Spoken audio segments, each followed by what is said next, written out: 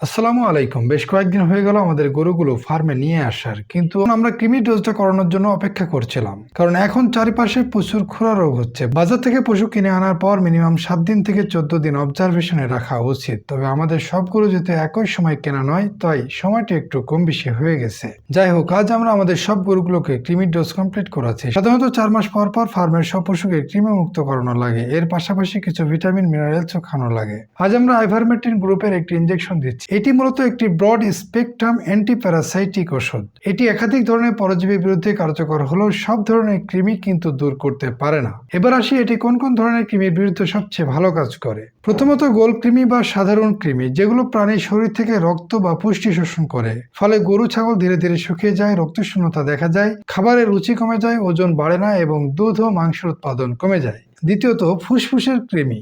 ফুসফুসের কৃমি হলে প্রাণী কাশি হয়, শ্বাস নিতে কষ্ট হয় এবং অনেক সময় নিউমোনিয়ার মতো মারাত্মক লক্ষণও দেখা দেয়। আইভারমেকটিন গ্রুপের এই কৃমির ইনজেকশনগুলো এই ধরনের কৃমির জন্য বেশ কার্যকরী। তৃতীয়ত এটি বাহ্যিক পরজীবীর বিরুদ্ধে দারুণ কাজ করে, যেমন উকুন, আঠালি, গরুর চামড়ার নিচে থাকা গ্রাব। এই ধরনের বিভিন্ন বাহ্যিক পরজীবীতে দারুণ কাজ করে। অর্থাৎ শরীরের ভিতরে কিছু কৃমি নয়, বাইরের বেশ কিছু ক্ষতিকর পরজীবীও এই ইনজেকশনের মাধ্যমে নিয়ন্ত্রণ করা যায়। এবার জেনে নেওয়া যাক কোন ধরনের কৃমির বিরুদ্ধে আইভারমেকটিন কাজ করে না। সবচেয়ে গুরুত্বপূর্ণ হলো লিভার বা যকৃত। এই যকৃতের পাতা কৃমির বিরুদ্ধে সাধারণত আইভারমেকটিন একদমই কার্যকর নয়।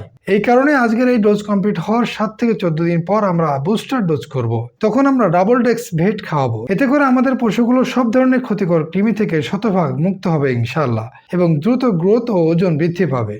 আজ আমাদের বাকি 6টি গরুকে ইনজেকশন দিতে তেমন কষ্ট হয়নি, কিন্তু লাস্টের এই গরুটা দিতে আমাদের একদম অবস্থা খারাপ হয়ে গেছে। আমাদের সেটা সব থেকে ছোট ষাঁড় গরু এটা, কিন্তু এই গরুটাকে কৃমির ইনজেকশন দিতে গিয়ে আমাদের অনেক কষ্ট করতে হয়েছে। যাই হোক, অনেক কষ্ট হলে আলহামদুলিল্লাহ আমরা কাজটা শেষ পর্যন্ত সম্পন্ন করতে পেরেছি। আরেকটি বিষয় অবশ্যই আপনাকে মাথায় রাখতে হবে, কৃমির ইনজেকশন দেওয়ার আগে অবশ্যই আপনাকে অ্যান্টিহিস্টামিন ইনজেকশন দিতে হবে, কারণ অনেক সময় কৃমির ইনজেকশন দেওয়ার পর গরু বা ছাগলের শরীরে অ্যালার্জি টাইপের রিয়াকশন দেখা দেয়, যা প্রতিরোধ করতে সাহায্য করে এই অ্যান্টিহিস্টামিন। তবে যে কোনো মেডিসিন বা ওষুধ প্রয়োগের আগে অবশ্যই একজন রেজিস্টার্ড ডাক্তারের পরামর্শ অনুযায়ী আপনাকে কাজ করতে হবে।